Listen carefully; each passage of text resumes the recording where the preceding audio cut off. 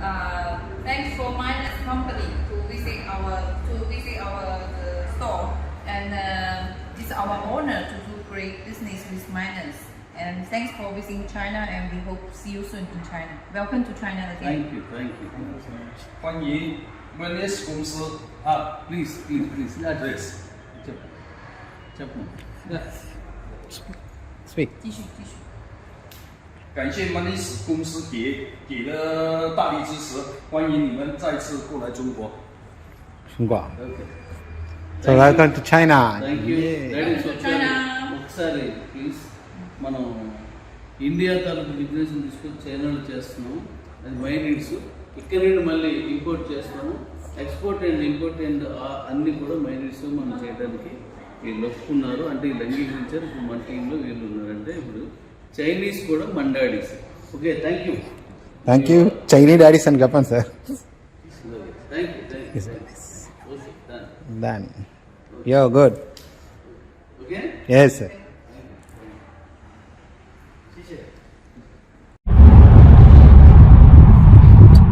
Okay daddies, ఇది part 2. ముందు part 1 విన్నాం కదా, నా అభిప్రాయాన్ని మీతో షేర్ చేసుకుంటున్నాను. ఇది పార్ట్ 2.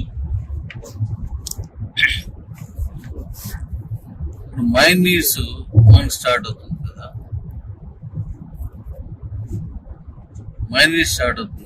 ఈ మైండ్ నీడ్స్ లో ఏమవుతుందంటే రేపు 30వ తారీఖు నుంచి మనం రిలీజ్ చేద్దాం. వ్యాలెట్ దానికి కనెక్ట్ చేస్తున్నాను, వ్యాలెట్ అకౌంట్ దానికి మైనిడ్స్ అకౌంట్ కనెక్ట్ అయిపోద్ది ఆటోమేటిక్గా.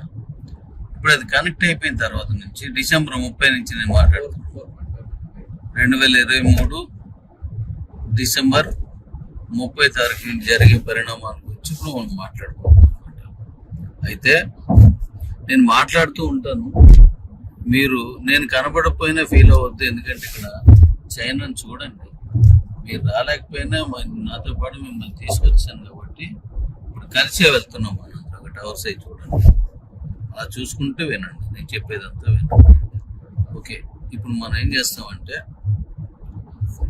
ఆ మైనిడ్స్ ఓపెన్ చేస్తాం. ఓపెన్ చేసినప్పుడు 3 పార్ట్లుగా దాన్ని విడదీస్తాం. ఒకటి డైనిన్, మీరు అక్కడ కూర్చొని తినేయచ్చు, లేదా నీకు అన్ని కావచ్చు, నువ్వు స్వయంగా అక్కడ ఉండి కొనుక్కోవచ్చు. 2 టేక్ అవే, నువ్వు చేతితో తీసుకెళ్ళిపోవడం అన్నమాట, నువ్వు కొనుక్కొని పట్టుకెళ్ళిపోవచ్చు. ఇది టేక్ అవే. 3 డెలివరీ, మీరు ఏదైతే కొనుక్కున్నారో ఆన్లైన్లో కొనేసుకోవచ్చు. ఆ కొనుక్కున్న దాన్ని నేరుగా మన ఇంటి అడ్రస్ ఇస్తే ఆ ఇంటి అడ్రస్కి వాళ్ళు మీరు కొనుక్కున్న వస్తువుని బట్టి ఫుడ్ లాంటి చిన్నవి అయితే బండి మీద తీసుకెళ్తారు, ఇంకొంచెం పెద్దవి అయితే ఆటో మీద తీసుకెళ్తారు, ఇంకా పెద్ద అయితే లారీ మీద తీసుకెళ్తారు, ఇంకా పెద్దవి అయినట్టయితే ఫ్లైట్లోనూ షిప్లోనూ వస్తాయి అన్నమాట. ప్రాంతాన్ని బట్టి దూరాన్ని బట్టి ఆ డెలివరీ అనేటువంటి సిస్టమ్ మారుతుంది. సో ఓకే, అలా మనం దాన్ని మొదలు పెడదాం. ఆల్రెడీ రెడీ చేశాను. ఒకేసారి నేను చెప్పిన మొత్తం మార్పులన్నీ మనం తీసుకొచ్చేస్తాను, బట్ మీకు అర్థం కావాలి కదా. మీరు కూడా దాన్ని మీరు రిసీవ్ చేసుకున్న తర్వాతే అది చక్కగా నడవాలంటే ముందు మీరు దాన్ని ఇన్వాల్వ్ చేసుకోవాలి మీ మైండ్ సెట్లోకి. సో అది చేస్తాను. చూడండి, పెద్ద భవనాలు ఉన్నాయంటే మన దగ్గర ఉన్న ఒక మండలం లేదా అంతకంటే పెద్దది ఈ ఒక్క బిల్డింగ్ సముదాయంలోనే మొత్తం నిండిపోద్ది అనమాట. దీని తర్వాత ఇంకోటి పెద్దది ఉంది, అది బహుశా అది అంతకంటే పెద్దదాన్నే ఇది మొత్తం కలిపితే జిల్లా పెట్టేస్తాం. లోపలికి ఇంకా చాలా ఉంది. ఓకే, మళ్ళీ మన టాపిక్కి వచ్చేద్దాం. మనం ఇప్పుడు ఏం చేస్తున్నాం అంటే దాంట్లో అలా టేక్ అవే, డైనింగ్ లేదంటే డెలివరీ 3 పద్ధతులు వాడుతున్నాం. ఇది కాకుండా మీరు రోజు చేసే ట్రాన్స్పోర్టేషన్స్ మైనిడ్స్లోనే ఉంటుంది. మీరు రోజు చాలా మంది చేసే డబ్బు మైనిడ్స్లోనే క్యాష్ ప్లస్ క్రిప్టో రన్ అవుతుంది. అది మన దేశమైనా ఏ దేశమైనా ఇది సాధ్యమే. ఏ దేశంలోనైనా సరే డబ్బు ఉంటేనే మంచి ముందుకు నడవగలడు, డబ్బు ఉంటేనే అన్ని రకాల చాలా మంది నడుస్తాయి. అందుకోసం అది పెద్ద ఇబ్బంది ఏం కాదు, మనం చేసుకోవచ్చు అదంతా. ఇక చూడండి, చాలా పెద్ద సిటీ ఇదంతా. అంటే సిటీ అంటే ఇక్కడ ఏం కనబడవు, పక్కన చిన్న ఏవి కనబడవు, స్ట్రైట్ ఇవే మహానగరం అన్నమాట. ఇదంతా మనకులా బట్టలు ఆరబెట్టరు, కాకపోతే బాల్కనీలకు వచ్చుకుని బట్టలు ఆరబెట్టడం లాంటివి చేయరు అంతే. ఓకే, మన టాపిక్లోకి వెళ్తే అలా మనం ప్రపంచం అంతా అల్లుకుపోదాం. ఒక జియల్పురం అనే చిన్న గ్రామంలో మొదలెట్టి కాశ్మీర్ వరకు, కన్యాకుమారి వరకు, లేదంటే ఇక్కడ ఉన్న అస్సాం వరకు మొత్తం కవర్ చేసుకున్నాము. నేను చేశాను ఒక రకంగా చెప్పాలంటే. మరి ఇప్పుడు కూడా మళ్ళీ మనం చేయగలం, ఇప్పుడు కూడా అంతకు మించి చేయగలం. కాబట్టి మై నీడ్స్ని అర్థం చేసుకోండి. దాంట్లో మనం ఏం చేసాం, 25 లెవెల్స్ ఇన్కమ్ని ఇక్కడ జనరేట్ చేస్తాం. అంటే ఇప్పుడు నేను చైనాలో ఉన్నాను, ఇక్కడ నేను ఒక వస్తువు కొన్నానంటే నా పైన 25 మందికి వెళ్తుంది. నా పైన 25 మెంబర్స్కి ఇక్కడ ₹1 కొన్నా, ₹1 కోటి వస్తువులు కొన్నా, మరొకసారి ₹1 కొన్నా, ₹1 కోటి వస్తువులు కొనుక్కున్నా, 25 మందికి దీని మీద సమాచార రుసుం. అంటే ఒక సమాచారం చైనాలో ఉంది, అది మీరు కొనుక్కోండి లేదా తెలుసుకోండి అని నేను ఒకరు చెప్తే, వాళ్ళు ఇంకోరు చెప్తే అలాగ అందరు తెలిసింది. అంటే నేను ఇప్పుడు ఇక్కడికి వచ్చి ఒకటి కొంటున్నానంటే ఈ విషయాన్ని 25 మంది నాకు చెప్తే నా దగ్గరికి వచ్చింది అనమాట. ఊరకనే నా దగ్గర రాదు. ఇప్పుడు నేను చెప్పే సమాచారాలన్నీ అలా మనకి షేర్ చేసుకుంటూ వచ్చాం. మరి మనం షేర్ చేసుకుంటూ వస్తున్నాం కాబట్టి ఆ సమాచారాన్ని ఫ్రీగా తీసుకోకూడదు. ఫ్రీగా ఎవరు ఇవ్వరు, తీసుకోకూడదు కూడా నాది. సో ఆ సమాచారానికి విలువ కట్టి 25 మందికి షేర్ చేస్తున్నాను నేను. ఇప్పుడు ఇక్కడ నాకు ఈ డ్రైవింగ్ చేసే వ్యక్తి ఉన్నాడు. ఈయన నన్ను తీసుకెళ్ళినందుకు కొంత తీసుకుంటున్నాడు. ఆ వెనకనున్న వాళ్ళు ఇక్కడ లోకల్ వాళ్ళే. దాని వెనక చూడండి, చూపిస్తాను. నాకు ఇండియా నుంచి ఇక్కడ సమాచారం చెప్పే వాళ్ళు ఒకరు. ఇక్కడికి వచ్చిన తర్వాత నేను ఎక్కడికి కావాలంటే అక్కడ తీసుకెళ్ళి, ఎవరిని కలవాలంటే కలవడానికి, ఏది చేయమంటే అది చేయడానికి వాళ్ళు వస్తున్నారు. అంటే ఇలా వచ్చిన వాళ్ళందరికీ కొంత క్యాష్ తీసుకుంటున్నారు, వీళ్ళు క్యాష్ తీసుకుంటున్నారు. అలాగే మరి 25 మంది కలిస్తేనే ఈ సమాచారం ప్రతిదీ అన్ని చోట్లకి వెళ్తుంది.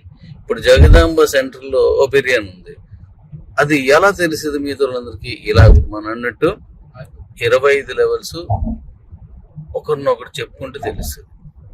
హైదరాబాద్ లో ఇంకోటి ఏదో ఉంది, నేను హైదరాబాద్ వెళ్తున్నాను లేదా ఇంకొకరు వెళ్తున్నారు, ఆ వెళ్ళినప్పుడు అలాగే మరి 25 మంది కలిస్తేనే ఈ సమాచారం ప్రతిదీ అన్ని చోట్లకి వెళ్తుంది.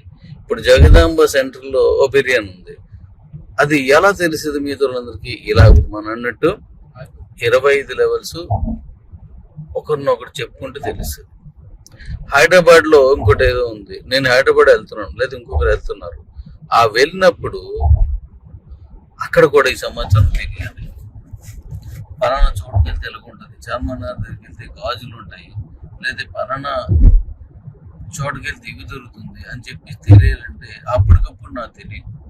ఈ 25 మంది ద్వారా నాకు సమాచారం వస్తుంది. ఆ వస్తువు కానీ ఏదైనా సరే అలాంటి సమాచారాన్ని తెలుసుకోవడానికి 25 లెవెల్స్ స్టేజెస్ని మనం తీసుకున్నాం. కాబట్టి వాళ్ళందరికీ ఇన్కమ్ జనరేట్ చేస్తున్నాం. ఊరకనే ఎవరిదే తీసుకోవద్దు, డబ్బులు ఇవ్వకుండా అసలు తీసుకోవద్దు. బ్రతికంటేదే కదా పండించిన రైతు, దాన్ని తీసుకెళ్ళి ఇంకో దగ్గర అమ్ముతాడు. అది తీసుకెళ్ళినప్పుడు ట్రాన్స్పోర్ట్ డబ్బులు ఇవ్వాలి. అక్కడ దళారీలు ఉంటారు, అంటే ఇది అమ్ముకోవడం కొనుక్కోవడం ఎలాగా చెప్తారు, వాళ్ళకి డబ్బులు ఇవ్వాలి. అలా మారుకుంటూ ఒక గ్రామంలో లేదా ఒక గిరిజన ప్రాంతంలో పండిన ఓ చిన్న పంట ఢిల్లీ నడి మధ్యలోకి వెళ్ళి కూర్చుంటుందంటే ఇదంతా సమాచారం మరియు ట్రాన్స్పోర్ట్, ఈ రెండింటిని కలిపేది డబ్బు. ఇక్కడ మనం తీసుకున్న మైనీడ్స్లో మనకు తెలిసిన డబ్బుతో పాటుగా క్రిప్టో కూడా కనెక్ట్ చేస్తున్నాను. మన కిబో క్రిప్టోని కూడా, అంటే రానున్న కాలంలో కిబో కాయిన్ అనేది ఏదైతే క్రిప్టో ఉందో అది సర్వసాధారణమైన డబ్బులు చలామణిగా మారుతుంది. కానీ ఇన్ని చేసినా ఎంత చేసినా మన గవర్నమెంట్కి ఇవ్వాల్సిన మొత్తం ట్యాక్స్లన్నీ చెల్లించుకుంటూ మీదనే వెళ్తాం. గవర్నమెంట్కి ఇవ్వాల్సిన మొత్తం ట్యాక్స్ అండి. ఇక్కడ కూడా వీళ్ళు కూడా మీకు కనిపించట్లేదు. ఇక్కడ నది ఉంది, నదిలో ఇసుక అంతా తోడేస్తున్నారు మనలాగే వాళ్ళు కూడా ఇసుక అమ్ముకుంటున్నారు అనుకుంటున్నాను. ఓకే, ఇప్పుడు గవర్నమెంట్ కట్టాల్సిన ప్రతి రూపాయి కట్టేస్తున్నాను ఇప్పుడు ఆల్రెడీ. ఇక మీద కూడా అదే కొనసాగుతుంది. అదే మరో దేశం నుంచి మనం ఏం తెప్పించుకుంటున్నాం మైనీడ్స్ లో అనుకోండి, ఆ దేశానికి సంబంధించిన ట్యాక్స్ అన్ని అక్కడ కట్టేసి ఆ షిప్ మీద వస్తుంది, షిప్ డబ్బులు ఇచ్చేస్తారు. మన దేశంకి వచ్చిన తర్వాత మళ్ళీ మన దేశపు అక్కడ కట్టాల్సిన ట్యాక్స్లు కూడా, అంటే అక్కడ ఎక్స్పోర్ట్ ట్యాక్స్ ఏమో చైనా వాళ్ళు కడితే, మన ఇండియాలో దిగిన తర్వాత ఇంపోర్ట్ ట్యాక్స్ మనం కడతాం. మనం ఏదైనా అమెరికాకు పంపిస్తే మనం ఎక్స్పోర్ట్ ట్యాక్స్ కడతాం. అక్కడ అమెరికాలో చేసిన తర్వాత సరుకు వెళ్ళిపోయిన తర్వాత వాళ్ళు ఇంపోర్ట్ ట్యాక్స్ తీసుకుంటారు. అంటే క్రిప్టోలో ఉన్నా సరే వారి దేశపు కరెన్సీలో, మైండ్ ఇట్, మన క్రిప్టోనే గవర్నమెంట్కి ఇవ్వం. ఇది తప్పుగా ఎవరైనా అర్థం చేసుకుంటారు. మన ఇండియాలో మన క్రిప్టో చాలా మందిలోకి వస్తుంది, కానీ మన ప్రభుత్వాలకు కట్టాల్సిన ప్రతి రూపాయి కూడా మన భారతదేశ కరెన్సీలోనే కడతాం. మనకు కావాల్సింది ఏంటి? మన అవసరం ఏంటి? గవర్నమెంట్కి కావాల్సింది ఏంటి? మన పరిపాలించడానికి రావాల్సిన ఆదాయం గండి పడకుండా ఉండడం, అంటే ఆగిపోకుండా ఉండాలి. అందువల్ల యాజ్ ఈజీగా నడుపుతున్నాం మనం. రానున్న కాలంలో మొత్తం అన్ని దేశాలకి ఇది విస్తరిస్తున్నాం. మన ఇండియా తర్వాత నెక్స్ట్ నేను తీసుకున్న టార్గెట్లో చైనా, మలేషియా, యుఎస్, అమెరికాకి ఈ మూడు తీసుకుంటున్నాను. ఒక్కొక్కటి వెళ్దాం. మొత్తం 257 దేశాలు కూడా మొత్తం మనం వెళ్ళి తీరాల్సిందే. ఇప్పుడు చెప్పండి, మీరు నాతో వస్తాను అంటే వెల్కమ్, నాతో వచ్చేయండి అంటే నా వెనకాల బట్టలు సర్దుకుంటూ వచ్చేయండి అంటే బట్టలు సర్దుకుంటూ వచ్చేయటం కాదు.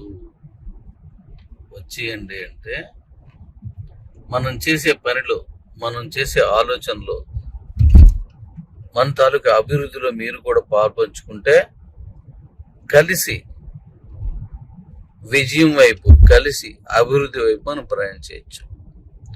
అన్ని దేశాలకి మనం ట్యాక్స్లు కడుతున్నాం, మరి మన దేశానికి కూడా అన్ని దేశాలు ట్యాక్స్ కట్టాలంటే my needs is the best way. మీరే అంటారు, నేను చెప్పిన ఎన్నో విషయాలు మీరు ఒప్పుకోలేదు, ఆ తర్వాత నాతో మీరు సహకరించి ఓకే చేశారు. ఇది కూడా అంతే. నాకు పెద్ద శాపం ఉంది, నేను చెప్పిన వెంటనే ఏది ఒప్పుకోరు, నా చుట్టూ తెలిసి ఆ తర్వాత వాళ్ళే పిలిచి నువ్వు అన్నట్టు జరిగింది అంటారు. అంటే దీని అర్థం ఏంటంటే ఫ్యూచర్ని ముందుగా గుర్తించి దాని మార్గాలను ఓపెన్ చేసి అందరికీ పరిచయం చేయడం అనమాట. Okay, ready? పార్ట్ 3లో మళ్ళీ కలుద్దాం. బాయ్.